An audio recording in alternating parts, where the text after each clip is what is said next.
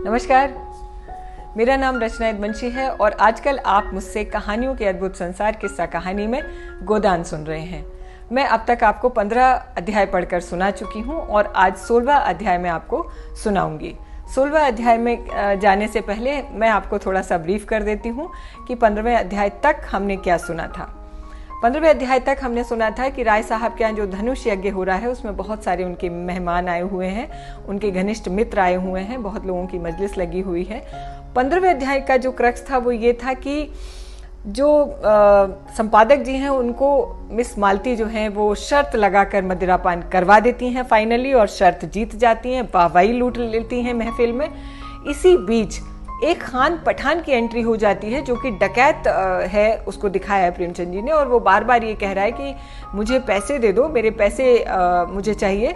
और वो फिर दिखाया है, प्रेमचंद जी ने लिखा है कि मिस मालती की तरफ मुखातिब हो जाता है, कहता है कि ये मुझे पसंद आ गई हैं, और उनसे ही रूबरू होकर वो कहता है कि हम तुम्हारा आशिक हो गया है, या तो हमें, मतलब बाकी लोगों को संबोधित करते हुए वो पठान कहता है कि या तो इन्हें हमें दे दो, नहीं तो पैसे दो। ये इस तरीके का बहुत ही नाटकीय वहाँ पे जो है ट्विस्ट आ जाता है कि सब कुछ ठीक चल रहा था, संपादक जी से को मदिरा पान कराने का जो वो चल रहा था हास परिहास, उसमें अचानक से खलल पड़ जाता है जब मिस मालती के उस पर तमंचा रख करके, वो जो भी बंदूक रख करके, राइफल रख करके कहता है कि या तो पैसे दो मुझे, नहीं तो हम सबको लूट लेंगे, मार देंगे सबको, और नहीं तो इनको दे देंगे। सबकी हालत खराब है, सब बहुत डरे हुए हैं क्योंकि उसके हाथ में राइफल है। सब एक दूसरे को इशारा कर रहे हैं कि कोई जाए बाहर और बचाए, कोई सिक्योरिटी बुलाए। और इसमें फिर लास्ट में आपने सुना था कि क्या होता है कि धनुष यज्ञ चूंकि बाहर खत्म हो चुका है और प्रहसन की अगले स्किट की तैयारी हो रही है, तो उसका बुलावा देने के लिए होरी उस कमरे में प्रवेश करता है जहाँ पे ये सब चल रहा है। पठान खान धमकियाँ दे रहा है और सबकी हालत खराब है। होरी चूंकि बहुत मजबूत, और प्रेमचंद जी जिस तरीके से उसका वर्णन अभी तक किया है, तो उसको जब इशारा करते हैं राय साहब, जब तक वो अंदर घुसता है और स्थिति को भांपता है कि चल क्या रहा है, राय साहब उससे कहते हैं कि होरी दौड़ के बाहर जाओ, किसी सिपाही को बुला के लाओ, ये जो पठान है ये घुस आया है। मतलब उसको बात जब तक समझ में आती है, उसको माजरा जब तक समझ में आ पाता है, तब वो बाहर जाने की बजाय पठान के ऊपर छलांग मारकर उसको गिरा देता है और उसकी छाती पे बैठ जाता है और उसकी दाढ़ी नोच लेता है। और दाढ़ी नोचने में पता चलता है कि वो दाढ़ी नकली होती है। एक्चुअली मिस्टर मेहता ही जो है वो पठान खान बने हुए थे और वो मज़े ले रहे थे बेसिकली। जब उनसे बहुत लोग, बाकी लोग इरिटेट हो जाते हैं और मिस मालती भी थोड़ा नाटकीय गुस्सा दिखाते हुए कहती हैं कि ऐसा आप क्यों कर रहे थे, मेरा तो दिल धक धक कर रहा है, मैं तो डर गई थी। तो वो कहते हैं मैं तो यहाँ पे जो इतने बहादुर तथाकथित शेर लोग हैं उनकी जवांमर्दी की परीक्षा ले रहा था।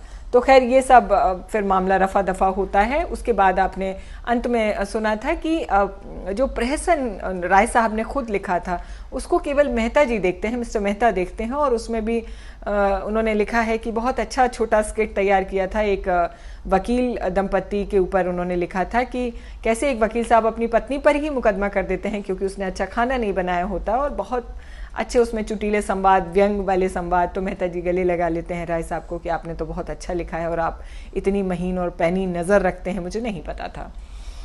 अंत में ये होता है कि सब कुछ ख़त्म हो जाता है।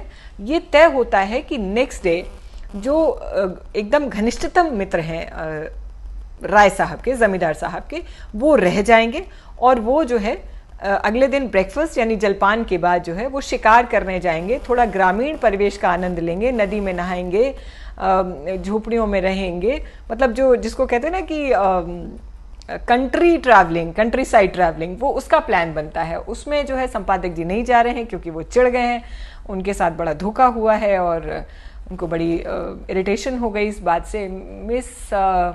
मिसेस खन्ना नहीं जा रही हैं, बाकी सारे लोग जा रहे हैं, ऐसा प्लान बनता है। और यहीं से शुरू करती हूँ मैं 16वां अध्याय। सुनिए। 8 बजे शिकार पार्टी चली जिनको जाना था। खन्ना ने कभी शिकार नहीं खेला था, बंदूक की आवाज़ से ही कांपते थे, लेकिन मिस मालती जा रही थी, वो कैसे रुक सकते थे? मतलब मिस मालती जा रही थी तो मिस खन्ना कैसे रुक सकते थे? मिस्टर तनखा को अभी तक इलेक्शन के विषय में बातचीत का अवसर नहीं मिला था, शायद यहाँ अवसर मिल जाए। राय साहब के अपने इस इलाके में आने जाने से आदमियों से एक संबंध भी हो जाता है और रौब भी रहता है। कारकुन और प्यादे भी सचेत रहते हैं। मिर्जा खुर्शीद को जीवन के नए अनुभव प्राप्त करने का शौक था, विशेषकर ऐसे जिनमें कुछ साहस दिखाना पड़े। मिस मालती अकेले कैसे रहती, उन्हें तो रसिकों का जमघट चाहिए। केवल मिस्टर मेहता शिकार खेलने के लिए सच्चे उत्साह से जा रहे थे। राय साहब की इच्छा तो थी कि भोजन की सामग्री, रसोईया, कहार, खिदमतगार सब साथ चले, लेकिन मिस्टर मेहता ने इसका विरोध किया। खन्ना ने कहा, आखिर वहां भोजन करेंगे या भूखों मरेंगे? आखिर वहां भोजन करेंगे या भूखों मरेंगे? मेहता ने जवाब दिया, भोजन क्यों ना करेंगे, लेकिन आज हम खुद अपना काम करेंगे। देखना तो चाहिए कि नौकरों के बगैर हम जिंदा भी रह सकते हैं या नहीं।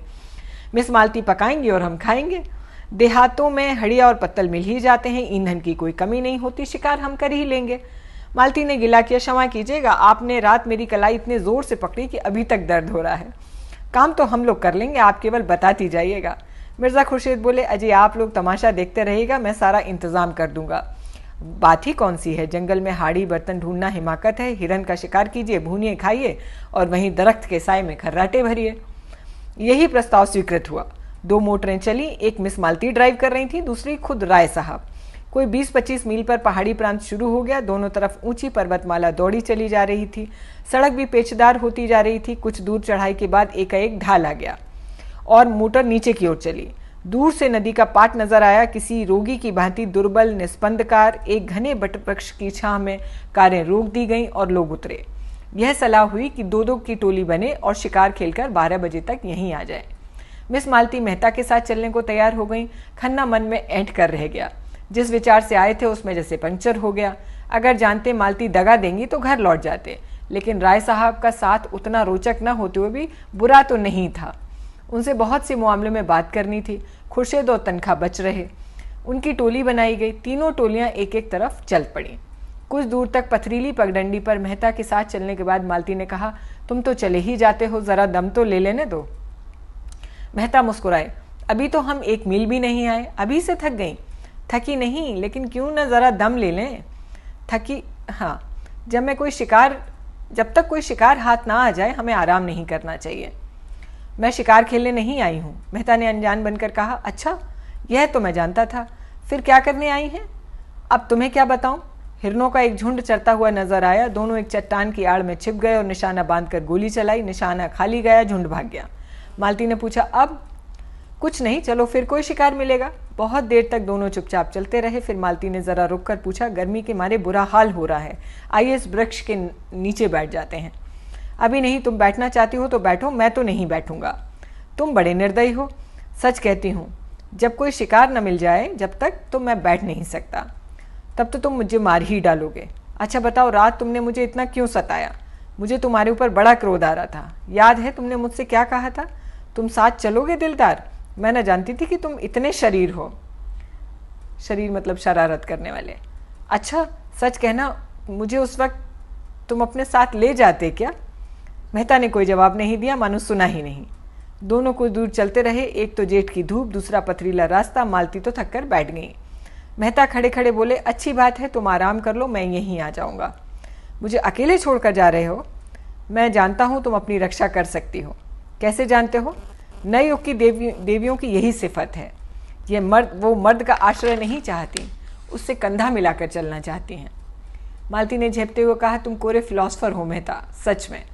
सामने वृक्ष पर बैठा एक मोर देखा दोनों ने।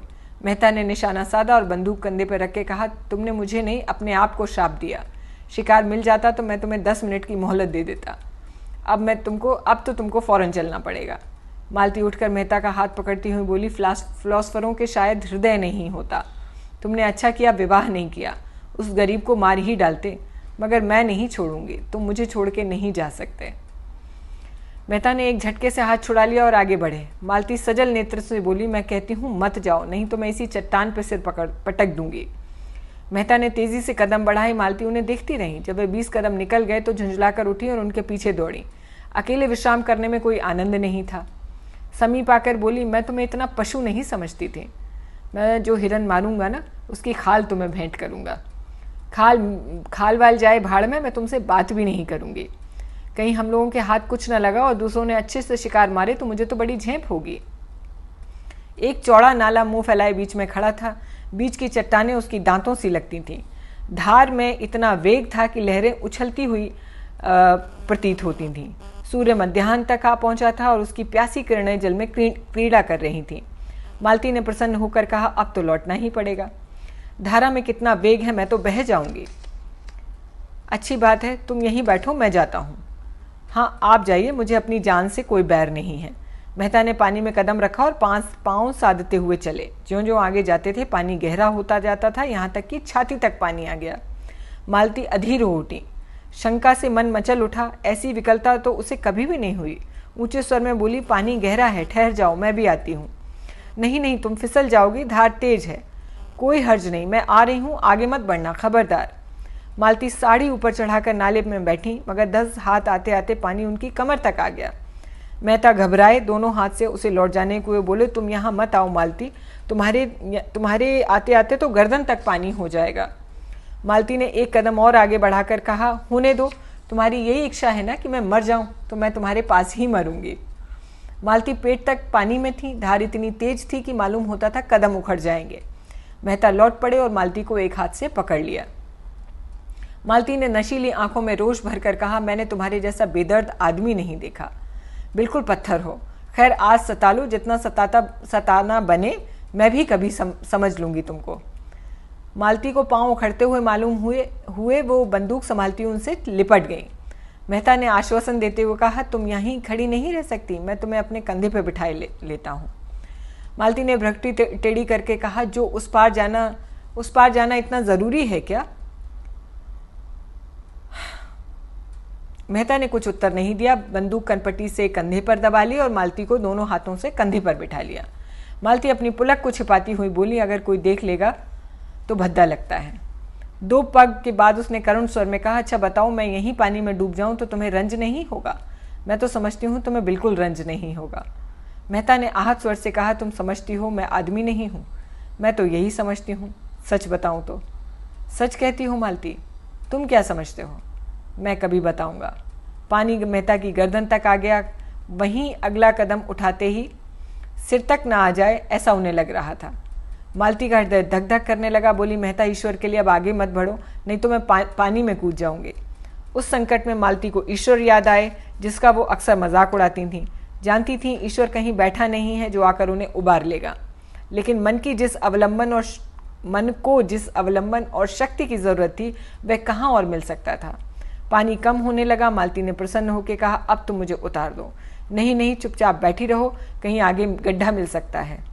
तुम समझते हो ये कितनी स्वार्थिनी है? तुम समझते हो कि ये कितनी स्वार्थिनी है? मुझे इसकी मजदूरी दे देना। मालती के मन में गुदगुदी हुई। क्या मजदूरी लोगे? यही कि जब तुम्हें जीवन में ऐसा कोई अवसर आए तो मुझे बुला लेना। किनारे आ गए। मालती ने रेत पर अपनी साड़ी का पल्ला निचोड़ा, जूते का पानी निकाला, मुंह हाथ धोया, पर ये शब्द अपने रहस्यमय आशय के साथ उनके सामने नाचते रहे। उसने इस अनुभव का आनंद उठाते हुए कहा, यह दिन याद रहेगा। मेहता ने पूछा, तुम तो बहुत डर रही थी? पहले तो डरी, लेकिन फिर मुझे विश्वास हो गया कि तुम हम दोनों की रक्षा कर सकते हो। मेहता ने गर्व से मालती की ओर देखा। उनके मुख पर परिश्रम की लाली के साथ तेज भी था। मुझे यह सुनकर कितना आनंद आ रहा है, तुम यह समझ नहीं सकती मालती। तुमने समझाया ही कब है? उल्टे और जंगलों में घसीटते फिर रहे हो, और अभी लौटती बार यहीं नाला पार करना पड़ेगा। तुमने कैसी आफत में जान डाल दी है। मुझे तुम्हारे साथ रहना पड़े तो मैं एक दिन न रहूं। ऐसे काट कटोर से कौन विवाह करेगा? रात दिन जलाकर मार डालोगे। और मधुर नेत्रों से देखा, मानो कह रही हूं, इसका आशय खूब समझते हो, तुम इतने बुद्धू नहीं हो। मेहता ने जैसे सचेत होकर कहा, सच कहती हो मालती, मैं किसी रमणी को प्रसन्न नहीं रख सकता। मुझसे कोई स्त्री प्रेम का स्वांग भी नहीं कर सकती। मैं उसके अंतःस्थल तक पहुंच जाऊंगा, फिर उसे मुझसे अरुचि हो जाएगी। मालती कांप उठी। इन शब्दों में कितना सत्य था। उसने पूछा, बताओ, तुम कैसे प्रेम से संतुष्ट होगे? बस यही, जो मन में हो वही मुख पर हो। मेरे लिए रूप, रंग, हाव भाव और नाजो अंदाज का मूल उतना नहीं है जितना होना चाहिए। मैं वह भोजन चाहता हूँ जिससे आत्मा की तृप्ति हो। उत्तेजक और शोषक पदार्थों की मुझे जरूरत नहीं है। मालती ने होठ सिकोड़ कर ऊपर की ओर सांस खींचते हुए कहा, तुमसे कोई पेश न पा पाएगा, एक ही घाघ हो। अच्छा बताओ, मेरे विषय में तुम्हारा क्या ख्याल है? मेहता ने नटखटपन से मुस्कुराकर कहा, तुम सब कुछ कर सकती हो। बुद्धिमत्ता हो, चतुर हो, प्रतिभावान हो, दयालु हो, चंचल हो, स्वाभिमानी हो, त्याग कर सकती हो, लेकिन प्रेम नहीं कर सकती। मालती ने पैनी दृष्टि से ताककर कहा, झूठे हो तुम, बिल्कुल झूठे। मुझे तुम्हारा ये दावा निस्सार मालूम होता है कि तुम नारी हृदय तक पहुंच जाते हो। दोनों नाले के किनारे किनारे चलते रहे। आज 12 बज चुके थे, पर अब मालती को न विश्राम की इच्छा थी न लौटने की। आज के संभाषण में उसे एक ऐसा आनंद आ रहा था जो उसके लिए बिल्कुल नया था। उसे न जाने कितने ही विद्वानों और नेताओं को एक मुस्कान, एक चितवन, एक रसीले वाक्य में उल्लू बनाकर छोड़ दिया करती थी। ऐसी बालू की दीवार पर वह जीवन का आधार नहीं रख सकती थी। आज उसे वह कठोर, ठोस, पत्थर सी भूमि मिल गई थी जो फावड़ों से चिंगारी निकाल रही थी, और उसकी कठोरता उसे उत्तरोत्तर मोहे ले रही थी। धाई की आवाज़ हुई। एक लालसर नाले पर उड़ा जा रहा था। मेहता ने निशाना मारा। चिड़िया चोट खाकर कुछ दूर उड़ी, फिर बीच धार में गिर पड़ी और लहरों के साथ बहने लगी। अभी जाकर लाता हूँ, जाती कहाँ है। ये कहने के साथ वे रेत में दौड़े, बंदूक किनारे पर रखकर गड़ाप से पानी में कूद पड़े और बहाव की ओर तैरने लगे। मगर आधा मील तक जोर लगाने पर भी चिड़िया ना पा सके। चिड़िया मरकर भी जैसे उड़ी जा रही थी। सहसा उन्होंने देखा, एक युवती किनारे की एक झोपड़ी से निकली। चिड़िया को बहते देख साड़ी को जांघों तक चढ़ाया और पानी में घुस पड़ी। एक क्षण में उसने चिड़िया पकड़ ली और मेहता को दिखाती हुई बोली, पानी से निकल आओ बाबूजी, तुम्हारी चिड़िया ये है। मेहता युवती की चपलता और साहस देख के मुग्ध हो गए। तुरंत किनारे की ओर हाथ चलाए और 2 मिनट में युवती के पास जाके खड़े हो गए। युवती का रंग तो काला था, वह भी गहरा, कपड़े बहुत ही मैले और फूहड़, आभूषण के नाम पर केवल हाथों में 2-2 मोटी चूड़ियां, सिर के बाल उलझे अलग से, मुखमंडल पर कोई ऐसा भाग नहीं जिसे सुंदर या सुघड़ कहा जा सके, लेकिन उस स्वच्छ निर्मल जलवायु ने उसके कालेपन में ऐसा लावण्य भर दिया था और प्रकृति की गोद में पलकर उसके अंग इतने सुडौल, सुगठित और स्वच्छंद हो गए थे कि यौवन का चित्र खींचने के लिए उससे सुंदर कोई रूप मिल नहीं सकता था। उसका सबल स्वास्थ्य जैसे मेहता के मन में और तेज भर गया। मेहता ने उसे धन्यवाद देते हुए कहा, तुम बड़े मौके पर पहुंच गई, न तो मुझे पता नहीं कितनी दूर जाना पड़ता। युवती ने प्रसन्नता से कहा, मैंने तुम्हें तैरते हुए देखा तो मैं दौड़ी। शिकार खेलने आए हो ना? हाँ, आया तो शिकार ही खेलने, मगर दोपहर हो गई और ये केवल चिड़िया मिली। तेंदुआ मारना चाहते हो? मैं उसका भी ठौर दिखा दूंगी। रात को यहाँ रोज पानी पीने आता है, कभी कभी दोपहर में भी आ जाता है। फिर सकचाकर सिर झुका के बोली, उसकी खाल हमें देनी पड़ेगी। चलो मेरे द्वार पर, वहाँ पीपल की छाया है। यहाँ धूप में कब तक खड़े रहेंगे आप? कपड़े भी तो गीले हो गए हैं। मेहता ने उसकी देह में चिपकी हुई गीली साड़ी की ओर देखकर कहा, तुम्हारे कपड़े भी तो गीले हैं। उसने लापरवाही से कहा, हमारा क्या है, हम तो जंगल के हैं, दिन दिन भर धूप और पानी में ही खड़े रहते हैं। तुम थोड़े ही हो। लड़की कितनी समझदार और थी, लेकिन बिल्कुल गंवार। तुम खाल लेकर क्या करोगी? हमारे दादा बाजार में बेचते हैं, यही तो काम है हमारा। लेकिन दोपहरी यहाँ काटे तो तुम खिलाओगी क्या? युवती ने लजाते हुए कहा, तुम्हारे खाने लायक हमारे घर में बहुत कुछ है। मक्की की रोटियां खाओ, वो धरी हैं। चिड़िया का सालन पका दूंगी, तुम बताते जाना, मैं बना दूंगी।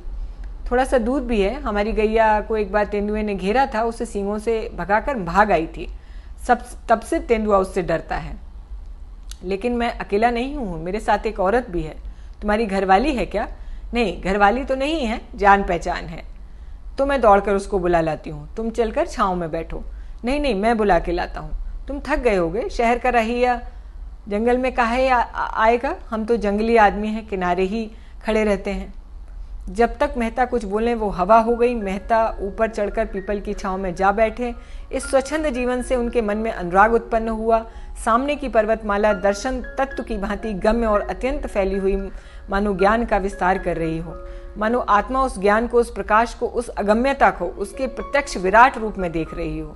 दूर के एक बहुत ऊंचे शिखर पर एक छोटा सा मंदिर था जो उस अगम्यता में बुद्ध की भांति ऊंचा और खोया हुआ सा खड़ा था, मानो वहां तक जाकर पक्षी विश्राम कर लेना चाहता हो। और मेहता इन्हीं विचारों में डूबे हुए थे कि युवती मिस मालती को साथ में लिए आ पहुंची। एक वन पुष्प की भांति धूप में खिली हुई, दूसरे गमले के फूल की भांति धूप में मुरझाई और निर्जीव। मालती ने बेदिली के साथ कहा, पीपल की छांव तो बहुत अच्छी लग रही है और यहाँ भूख के मारे हमारे प्राण निकले जा रहे हैं। युवती 2 बड़े बड़े मटके उठा लाई और बोली, तुम तब तक यहीं बैठो, मैं अभी दौड़कर पानी लाती हूँ, फिर चूल्हा जला दूंगी और मेरे हाथ का खाना खाना। मैं तो एक क्षण में रोटियां सेक दूंगी, अपने आप सेक लेना, नहीं तो आप सेक लेना। गेहूं का आटा मेरे घर में नहीं है और यहाँ कहीं दुकान भी नहीं है कि जहाँ से मैं ले आऊँ। मालती को मेहता पर क्रोध आ रहा था। बोली, तुम क्यों आकर यहाँ बैठ गए? मेहता ने चिढ़ाते हुए कहा, एक दिन जरा इस जीवन का आनंद भी तो ले लें। देखो मक्के की रोटियों में कितना स्वाद है। मुझसे मक्के की रोटियां खाई ना जाएंगी और किसी तरह निगल भी जाऊं तो हजम नहीं होंगी। तुम्हारे साथ आकर तो मैं बहुत ही पछता रही हूँ। रास्ते भर दौड़ा के मार डाला और अब यहाँ ला के पटक दिया। मुझे लगता है कि आज मैं यहीं 16वां अध्याय खत्म कर रही हूँ। 17वें अध्याय के लिए हम लोग बहुत जल्दी मिलेंगे अगले रविवार गोदान के साथ, प्रेमचंद जी के साथ और रचना यदुवंशी के साथ। अपनी निरंतरता और अपना धैर्य बनाए रखिए। आप बहुत धैर्य से और अच्छे से मुझे सुन रहे हैं। स्पेशल विशेष धन्यवाद छाया जी का और रीता जी का, जो मुझे लगातार अपने कमेंट, अपनी टिप्पणियाँ नीचे लिख रही हैं। आप लगातार इसी तरीके से सुनते रहिए। सभी ऑडियंस का, सभी श्रोताओं का बहुत बहुत धन्यवाद। नमस्कार। मिलते हैं अगले 17वें अध्याय के लिए अगले रविवार।